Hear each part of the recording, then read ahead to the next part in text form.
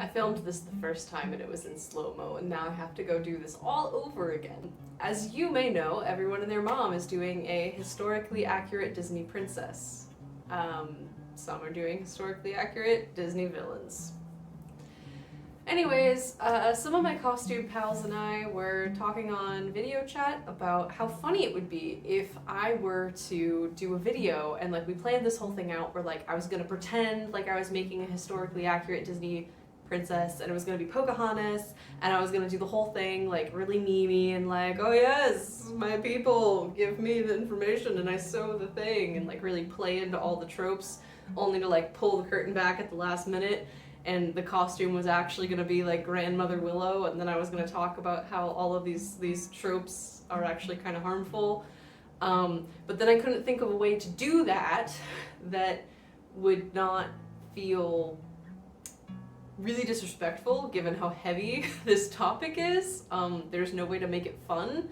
And also a whole bunch of stuff went down in the CosTuber community in between me writing the first edition of this script to me rushing to film it now instead of releasing it the weekend of Thanksgiving, which I originally was going to do.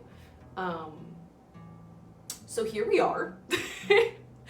You may be asking, what is the stuff, Maya, that prompted this to be brought out so early? Well, I will tell you vaguely what it was.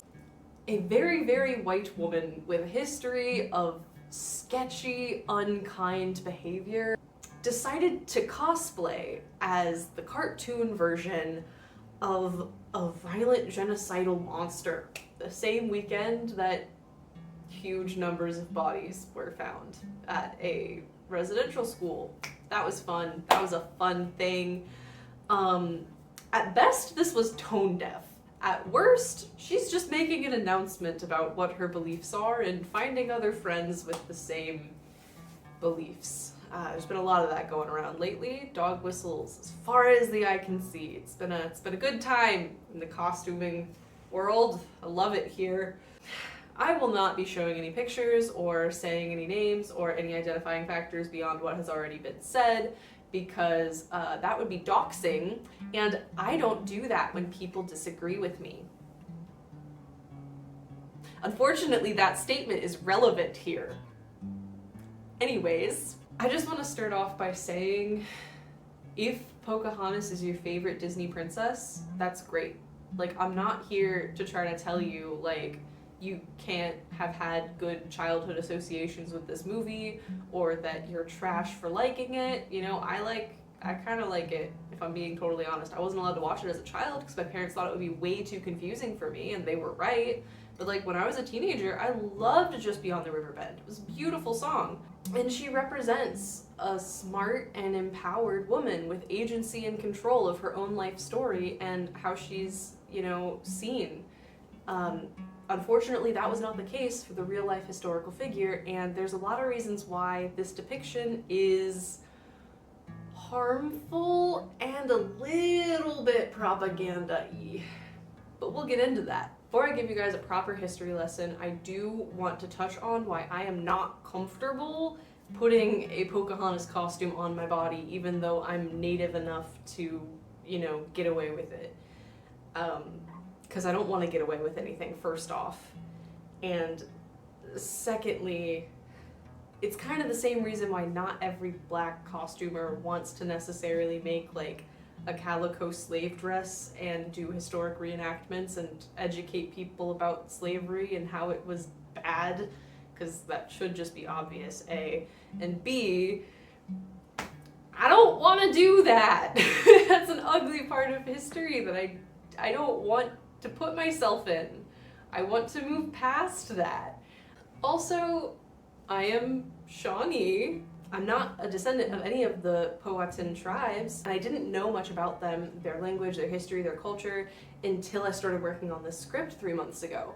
So I would be at a loss when it came to researching and digging into it. It would probably take me at least a year to get to a point where I was comfortable putting a design together, and I don't want to dedicate that kind of time to something that will make me feel icky Also, this is your official trigger warning. We are going to be discussing SA, kidnapping, manipulation, psychological torture, and alleged murder. So, strap in! Seriously though, if any of this is going to be upsetting or triggering to you, like, step off now. I'm gonna link in the cards an Adam Ruins Everything video that it covers the same topic but in a much more lighthearted, surface level way. Also, here are the numbers for the Genocide Survivors hotline as well as the domestic abuse hotline. If you are at any point struggling, please reach out. Don't just sit there and stew. I'm going to be recounting this in the best linear way that I can. All of these sources vary wildly due to cover-up efforts, propaganda at the time and afterwards, as well as very different cultural perspectives having to mesh. So there's a lot of variance in the telling of the story. That being said, let's jump in. The Powhatan tribes were very friendly and welcoming to the English settlers when they first showed up, as they objectively should have been. But as soon as they stopped feeding the settlers out of the kindness of their hearts, the settlers started to attack them and threaten them and steal their food. This theft would have resulted in the deaths of their people, namely children and the elderly being the most vulnerable in their community. Pocahontas, who was not named Pocahontas, that was actually a nickname. It doesn't translate directly, but it's basically a cutesy name like twerp or brat that's like, ah, you unruly child. You know, just a cute thing you'd say to your kid. She was mostly called Amunet, and she had the private given name of Matuaka, which basically translates to mean flower between two streams, which likely is referring to her birthplace and the fact that her father saw her as precious and beautiful like a tiny flower, which is incredibly sweet. We're gonna talk about her poor dad a little bit later on. Pocahontas was born into and would have been very familiar with a post-contact world. The Englishmen had been set up for a while, and interactions with them was a basically normal part of life. She was the daughter of Chief Powhatan. The United Powhatan tribes were basically a group that had linked through marriage. And her father was the chief over this whole group, very similar to the way that an empire would be formed or a bunch of states governed by one unifying leader. And we all know who John Smith is, but you might not know that he was actually a bungling idiot whose surviving family members literally changed their last name to avoid any association with him. More on that later. We do know that John and Pocahontas had some confirmed contact. We know this because in the margins of some of John's original ledgers that he kept, there is written in another hand, Pocahontas has many white beads, implying that he did indeed teach her to write English, but instead of it being like this romantic, steamy moment, he was teaching an 11-year-old, possibly a 10-year-old. So, not quite steamy and romantic, sorry. Anyway, John claims that she saved his life during a ceremonial murder thing, right? Only one problem with that. The surviving tribe and their oral tradition, which is pretty solid, says that there is no such ceremony like he is describing in existence, especially not a murder ceremony. And on top of that, we already mentioned she's a 10-year-old at this point. She wouldn't have been old enough to participate in a religious ceremony like that, especially not if they were gonna freaking kill someone. Like, I get that settlers just, like, assumed that we were all, like, violent monsters, but, like, who in their right mind is like, oh yeah, we're gonna kill this guy. Make sure you bring your favorite daughter so they can witness the bloodshed. No! The worst punishment that most tribes are willing to dole out is banishment and separation from the tribe. That is like the worst. Like, you are the worst person we've ever met. We have to do something about it. Go out, like, get out of here. We cease contact with you. That is the absolute worst thing you can do to someone under most tribal law systems. Like, I don't think that I can convey to you how sacred life is. I don't think I can make you understand that from an Indigenous perspective, and like, I'm sorry, because I wish everyone shared this perspective. It would make everything so much easier. And there were all of these rumors that Pocahontas would break out of her home to go and visit the settlers. And she was 10, and these camps were miles apart. I'm gonna press F to doubt. Like, by the time she was old enough to travel on her own that way, because I sincerely doubt that any 10-year-old can travel miles regularly, let alone even once, I don't think she would have wanted to by the time she was able to. I don't know how to put this kindly. These were not good people. The British did not even like the settlers that they sent from Britain. These were not good men. They were known for assaulting children and their mothers, often in front of the children. This was blamed on the dress of the natives. In warm summer months, their children would run around, basically in the buff. And then women didn't wear, ponchos or capelets or any other kind of shirt in warm summer months. Again, can you really blame them? Like, that's normal. It really is.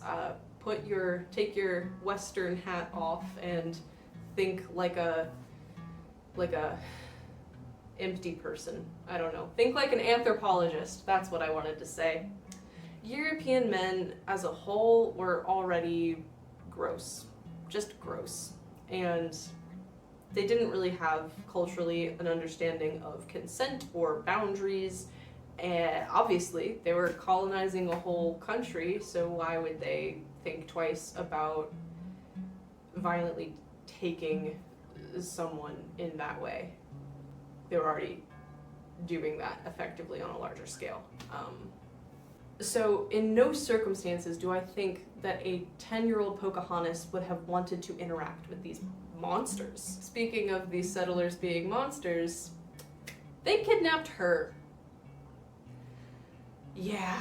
At 14, she married Kocoum, and yes, that is the normal marriage age for this culture. It was not bizarre at all, and she and Kocoum, there was no political gain from their marriage whatsoever, so it's actually largely believed that they just really loved each other, which is amazing, and they had a beautiful baby boy together, and they were really, really happy for like a year, and I just want to zoom in on this moment. Like, let's just all take a moment and picture her happy with her husband and her son, living a good life, because it's about to take a turn, and I'm really sorry that I have to tell you this. I'm sorry. I wish I could change the story. I don't have that power. This is how it frickin' happened, and I'm so sorry. The settlers kidnapped her and killed her husband without her knowledge. Then they likely used threats on her husband's life to control her behavior. They kidnapped her and they kept her captive on a ship on the shore, which was where they were mostly operating out of. At this time, our buddy John Smith is back in England, receiving treatment for horrifying burn wounds because he lit himself on fire while lighting his pipe. A spark fell into his gunpowder pouch that he wore around his neck, and there's like record of this. We know, we have it confirmed with ship logs and doctor's logs that he was not in the country. After they kidnapped her, they lied to her a lot, obviously. One of the main lies is that they would tell her that her dad wouldn't pay her ransom because she wasn't worth the resources, which was not true, and I really hope on some level she knew that. And then they were lying to her dad and saying, she came with us willingly. She came with us willingly, and if you don't give us this stuff, we'll kill her. So he didn't have an option to go and get her without obviously upsetting very fragile relationships between the two groups, and also potentially disrespecting his daughter's wishes. So he did the best he could. Just this poor man. On a few occasions, they did allow her sister to visit with her husband, the sister's husband, and they passed it down through oral tradition that she was clearly depressed. And honestly, can you blame her? And she married a white man and they had a son together, and she was baptized and changed her name and went to England. She went to London to like advocate for her people. Don't worry, Karen. We're gonna unpack that. Just sit tight. After being kidnapped, she was baptized on the ship, which I have logistical questions about, but I'm not going to go down that rabbit hole. After she was baptized, she married John Rolfe, and she changed her name to Rebecca Rolfe. Upon word of his daughter's marriage, Chief Powhatan gave her a wedding present of white pearls on a strand. These would have been very valuable, and I cannot even imagine how stressful it must have been, because he was not allowed to give them to her in person. He had to give them to the settlers, who then gave them to his daughter. And I can't even imagine handing anything of value to someone that has stolen from you, and you probably suspect has stolen your daughter from you, and say, hey, I heard that she's getting married, can you give her these and tell her I love her, and trusting that those would get to her. Like, that is huge.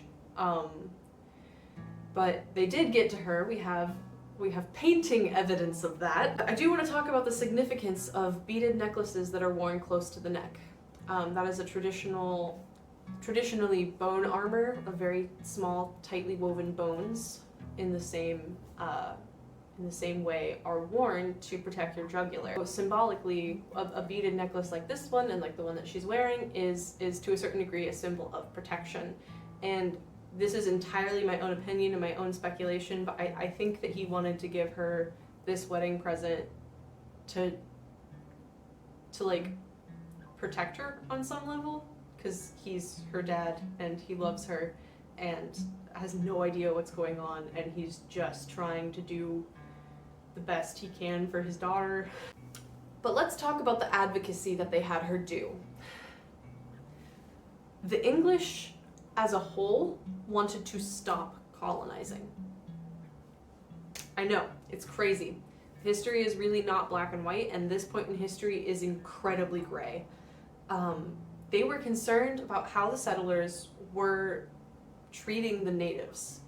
And the settlers, it's settlers that they sent to colonize and steal resources, so it's kind of like too little too late, but hey, whatever. The settlers really wanted to expand and build a huge tobacco farm. So they kidnapped Pocahontas and manipulated her on pain of death to tell the royal family and the court that she was super happy and loved collaborating with the settlers, and her family were actually being treated great.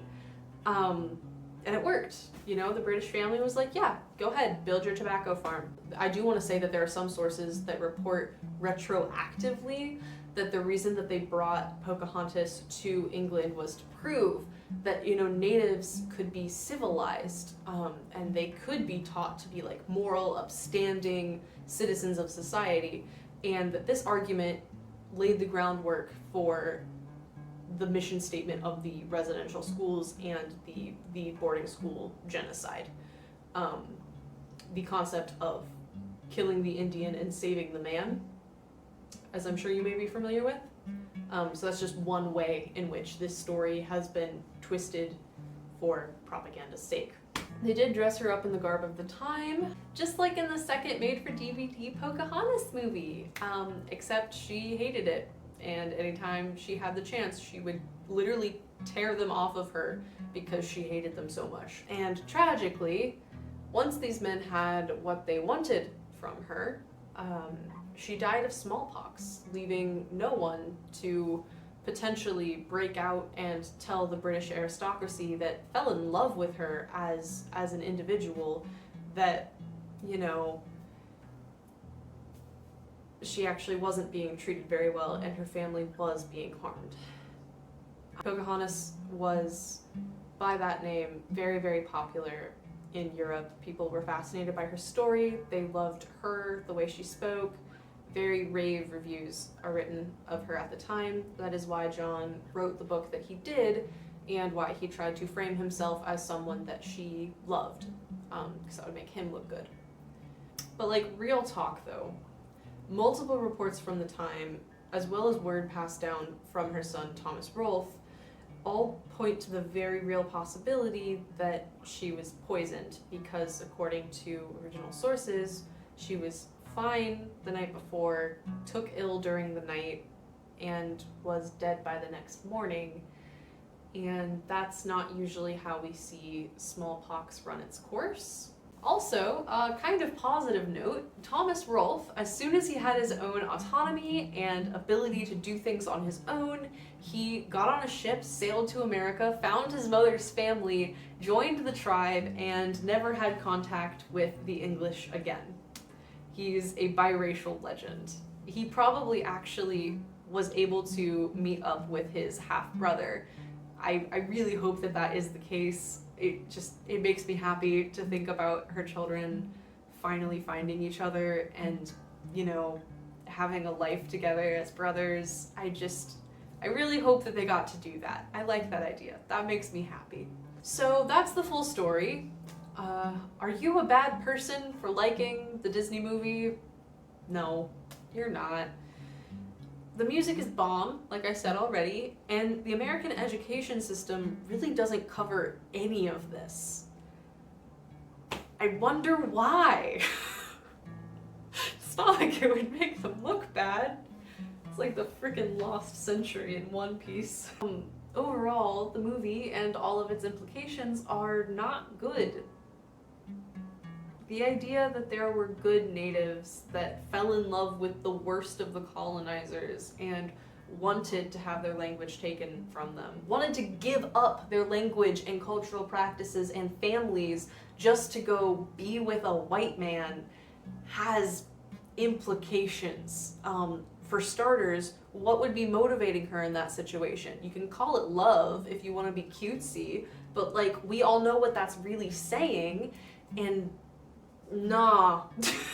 This not only lays the foundation for justifying the boarding schools, but it kind of is super creepy and gross too. But we're gonna cycle back to that.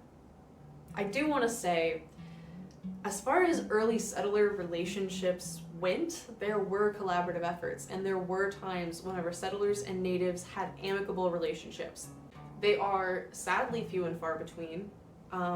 I personally find it comforting to know that there are multiple points in history where things could have gone right. And it brings me comfort because I think that there are more moments coming up where we can make things go right. You know, this whole chunk of land is not forfeit because of a couple hundred years of mistakes.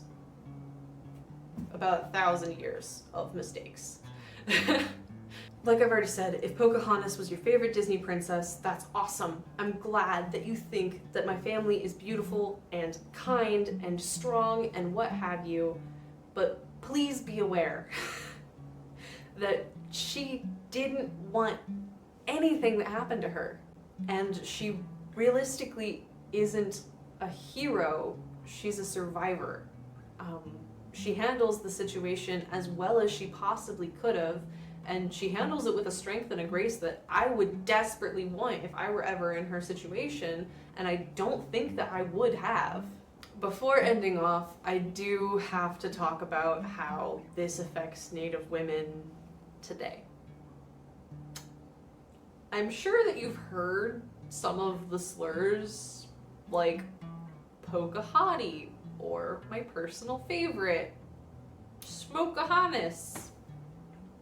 I say favorite in like a really bitterly ironic sort of way. I freaking hate that term. The pervasive idea that Native women are beautiful and tragic, savage women with high libidos that are willing to give up absolutely everything for a man is really gross. It's just gross and wrong and bad. The fact that there are people out there that will make the argument of no, it's okay that that person was assaulted because clearly they wanted it, when speaking of an entire race of people, is horrifying. That should horrify you. And like, we actually do see Native women being targeted with disturbing amounts of frequency. It's a big enough problem that the United States Congress is like acknowledging it, which I think is a pretty big deal given how the federal government feels about us. Okay, so I owe you an answer to the question in the title of this video.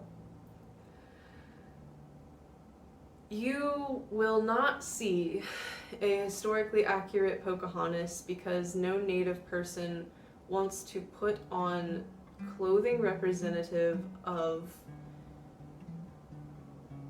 the worst atrocities done to our family. Regardless of how well she handled them, regardless of the good she tried to make come out of her situation, that's brutal and gross.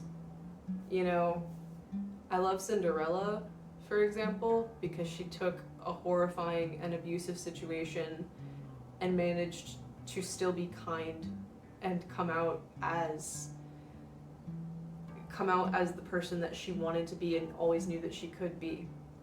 The main difference is that Cinderella does not represent one specific victim of abuse. Cinderella is a kind of symbol that abuse survivors can grab onto and relate to. No one is being talked over when the story of Cinderella is told. Whereas with Pocahontas, as you could make the argument that it's redemptive to depict her as a strong woman in control of herself, I don't see it that way. I see it as writing over a very true story with very bad atrocities. Like, I really hope no one in the comments makes me justify calling the genocide of my family an atrocity. I really hope that that doesn't happen, but like, it's happened before and it will happen again in my lifetime. I'm really scared for what these comments are gonna look like.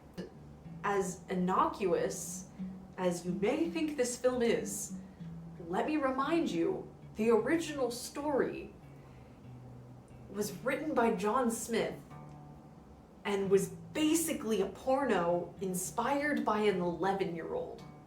So, like a gross, creepy old man wrote a pornographic book about a child to get a quick buck because he couldn't get money any other way because he was kind of just useless and bad at everything. And Disney looked at that and was like, yep, this child victim, that's our next princess. Jeez. There are better Indigenous children's stories. Like, there are so many. Bright Eyes, you know? This video is already really long. I'm gonna link to some websites that have a lot of Native American folklore because I find it to be really interesting for obvious reasons. And if you were interested in this video, you probably will want to do a deep dive into that sort of thing. So that'll be down there for you. Down in the description box below, I will also have the mental health resources that I mentioned before. Please, if you feel any kind of way, get some help. I will also have in the description box a link to where you can donate to the No More Missing Sisters project. I'm very passionate about this for obvious reasons. Also, my Ko-fi is down there. I'm just saying. Sorry for how heavy this was. I do plan on doing some fun celebrations and explorations of traditional Shawnee dress and folklore for people to, you know, enjoy. I don't think this was an enjoyable experience necessarily, but I hope it was an educational one, and I really hope that no one comes out of this feeling trapped. My greatest fear is that someone would watch this video and recognize ways that they have contributed to racist systems and hear, I am a racist and bad person, instead of here are the things that I can change so that I'm perceived as the person I actually am, who is a kind and good person.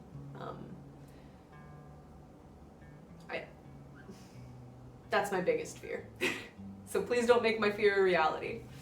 I'm also gonna link Time Traveling Native's Instagram page because she's just really sweet and lovely and I love her and she's happy and she's also native and she also sews. So if you at all were interested in this video, you would probably also be interested in her Instagram page. Spread the love around. Oh, I almost forgot. I owe you a fun fact about the Smith family. My brother-in-law Tim, who married my sister Courtney, he is actually the direct father-to-son descendant of John Smith. Like direct line. And the family, I can update you on them. They have moved to Florida and changed their last name to avoid any connection with him. And I find this story so interesting because do you know what Tim and his family never do? They never try to justify any connection to racist symbols or phrases or, you know, the right to honor John Smith as a historic figure. They never try to justify that, even though they almost kind of could make the argument if you squint a little, because they recognize that Grandpa was a monster and they don't want to be associated with it. And I think that that's super admirable and worth repeating. So I had to bring it up. I wonder if Florida Man is a descendant of John Smith. Because, like, blowing yourself up with gunpowder feels like a very Florida Man thing to do. Huh. Okay, I'm gonna go scream into the sky now. Bye!